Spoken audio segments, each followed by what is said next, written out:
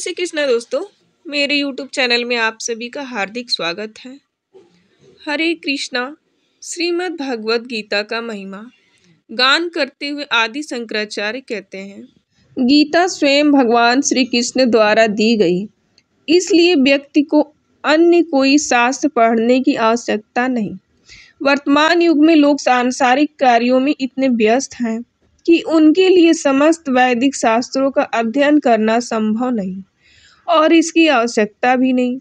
व्यक्ति एकमात्र भगवत गीता का अध्ययन पूर्वक और नियमित रूप से अध्ययन करता है तो इतना पर्याप्त है, क्योंकि भगवत गीता सभी वैदिक साहित्य का सार है। खासकर इसलिए क्योंकि वह परम भगवान श्री कृष्ण द्वारा बोली गई है। आज हम आपको इस वीडियो में गीता जयंती पर करने वाले 2 विशेष कार्यों के बारे में बताएंगे, लेकिन उससे पहले अगर अभी तक आपने हमारे चैनल को सब्सक्राइब नहीं किया तो प्लीज़ आप हमारे चैनल को सब्सक्राइब करें, जिससे कि ऐसे ही मधुर कथा का आप निरंतर आस्वादन करते रहें। जैसे कि हम बात कर रहे हैं भगवत गीता के विषय में, तो यही भगवत गीता का चिंतन कुरुक्षेत्र के रणभूमि में भगवान द्वारा अर्जुन को सुनाई गई थी। वही दिन यानी मोक्षदा एकादशी, जिसे हम गीता जयंती के नाम से भी जानते हैं।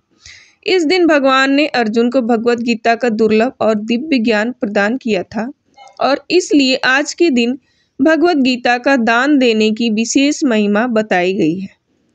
गीता जयंती के दिन जो भगवत गीता का अध्ययन करता है और उसका दान देता है, उसे भगवान के परम धाम की प्राप्ति होती है। आप भी गीता जयंती के इस शुभ अवसर पर गीता का दान दे सकते हैं।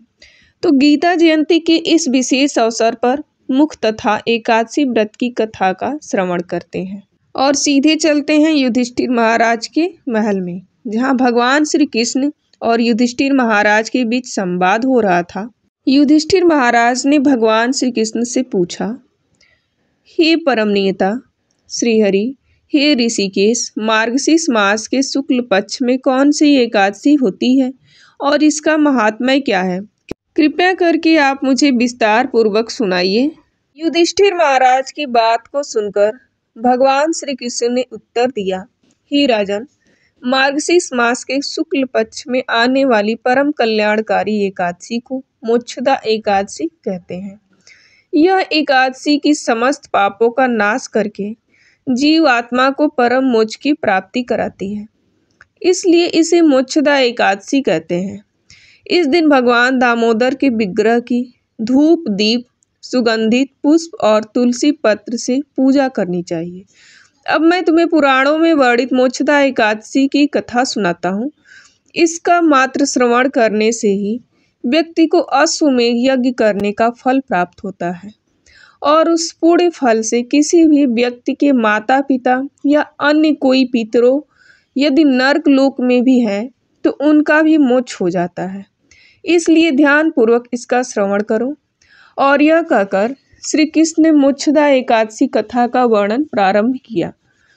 प्राचीन काल में चंपक नगर का नाम की एक अत्यंत सुंदर नगरी हुआ करती थी, जहाँ वह खासा नाम की एक महान राजा राज्य करती थी। संपूर्ण सुख और समृद्धि से संपन्न इस नगरी में रहने वाले ब्राह्मण सभी वेदों और क्षेत्रों में निपुण थे और राजा वैकासा भी अपनी प्रजा का अपने संतान की तरह पालन करते थे। एक दिन राजा को रात्रि में एक स्वप्न आया।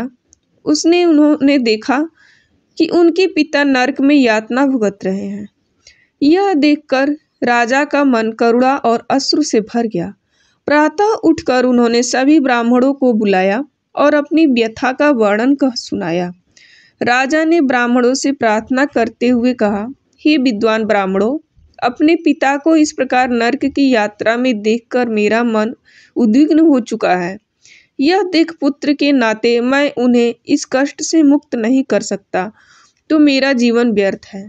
इसलिए कृपया आप मेरा मार्गदर्शन करें कि किस प्रकार मैं अपने पिता को इस नरक की यात्रा से मुक्ति दिला सकता हूँ।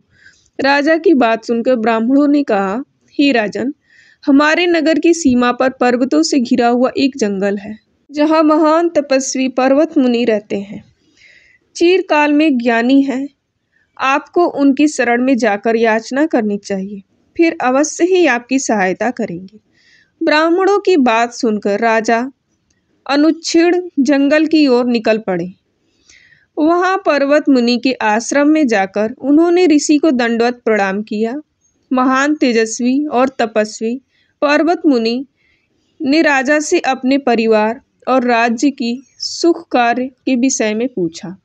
राजा ने उसका उत्तर देते हुए कहा, हे ऋषिवर, आपके आशीर्वाद से राज्य और राज्य के सभी अंगों में सुखी और सुरक्षित हैं। बस आप एक ही व्यथा है, इसके समाधान हेतु मैं आपकी शरण में आया हूँ। यह कहकर राजा ने अपने स्वप्न की बात सुनाई। राजा की बात सुनकर पर्वत मुनि ध्यान मग्न हो गए और उन्होंने राजा के भूत, भविष्य और वर्तमान पर विचार किया।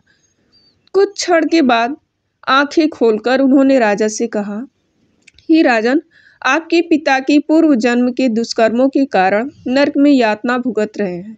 यह सुनकर दुखी हुए राजा वैखासन ने ऋषि से पूछा, हे प्रभु, तो इसका निवारण क्या है? किस प्रकार मैं अपने पिता को इस पाप कर्म की इस नरक से मुक्ति दिला सकता हूँ?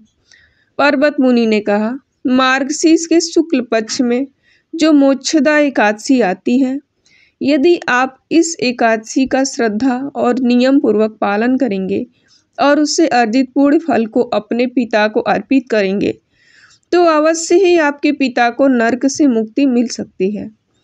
ऋषि की बात से संतुष्ट होकर राजा वापस अपने महल में और अपने आने वाले महीने में उन्होंने अपने परिवार के साथ मोक्षदा एकादशी का नियम पूर्वक पालन किया। उससे अर्जित पूर्ण फल को उन्होंने जैसे ही अपने पिता को अर्पित किया, उसी क्षण आकाश से पुष्प की वर्षा हुई और राजा ने अपने पिता को दिव्य विमान पर बैठकर उन्हें आशीर्वाद देते हुए वैकुंठ की ओर जाते हुए देखा। मोक्षदा एकादशी की कथा का समापन करते हुए भगवान श्री कृष्ण ने युधिष्ठिर महाराज से कहा, हे पांडव पुत्र, ये एकादशी चिंतामणि के समान है। इसलिए जो भी व्यक्ति इस एकादशी का व्रत नियम पूर्वक और श्रद्धा पूर्वक पालन करता है, उसके पितरों जनित नरक में भी हैं तो उनका भी उद्धार हो जाता है और उस व्यक्ति को मृत्यु के बाद परम आध्यात्मिक लोक की प्राप्ति होती है। चलिए, अब हम यह तो पता चल गया कि इस एकादशी का इतना महत्व है, लेकिन उसके पालन की विधि क्या है, उसके विषय में संक्षिप्त में चर्चा करते हुए मोक्षदा एकादशी का पालन करने के लिए व्यक्ति को प्रातः ब्रह्म मुहूर्त में उठकर स्नान इत्यादि कार्यों से निवृत्त होकर भगवान की मंगला आरती करनी चाहिए। इसके पश्चात तुलसी देवी को जल अर्पण करके उनकी प्रदक्षिणा करनी चाहिए और उनके समक्ष बैठकर हरे कृष्णा हरे कृष्णा हरे कृष्णा हरे रामा हरे कृष्णा हरे राम हरे कृष्णा इस महामंत्र का अधिक से अधिक मात्रा में उच्चारण करना चाहिए। इस दिन व्यक्ति अपनी क्षमता के अनुसार संपूर्ण उपवास रख सकते हैं या फलाहार, दूध या फिर एकादशी प्रसाद भी ले सकते हैं, लेकिन किसी भी परिस्थिति में एकादशी के दिन अन्न का भोजन का निवाला नहीं करना चाहिए, जैसे कि दाल, चावल, फलियां, गेहूं इत्यादि। संध्या के समय भगवान के समक्ष दीप अर्पण करें और भगवान के नाम का कीर्तन करें। मोक्षदा एकादशी गीता जयंती के दिन सबसे महत्वपूर्ण कार्य प्रत्येक व्यक्ति को अवश्य करने चाहिए। पहला कार्य है कि प्रत्येक व्यक्ति को भगवत गीता का अध्ययन अवश्य करना चाहिए। यदि आप इस श्लोकों का उच्चारण नहीं कर सकती तो कम से कम सभी अध्यायों के अनुवाद अवश्य पढ़ने चाहिए। और दूसरा कार्य यह है कि सभी शास्त्रों के साथ स्वरूप भगवत गीता का दान देना चाहिए। गीता जयंती के दिन भगवत गीता के दान का विशेष महत्व है। प्रिय श्रोताओगण, मैंने आपको भगवत गीता के बारे में विस्तार पूर्वक हमने सुनाया और मोक्षदा एकादशी के बारे में हमने आपको बताया। भक्तों, अगर आपको हमारी वीडियो पसंद आई हो तो प्लीज़ चैनल को सब्सक्राइब अवश्य करें और हमारा फुल सपोर्ट करें। Thanks for watching.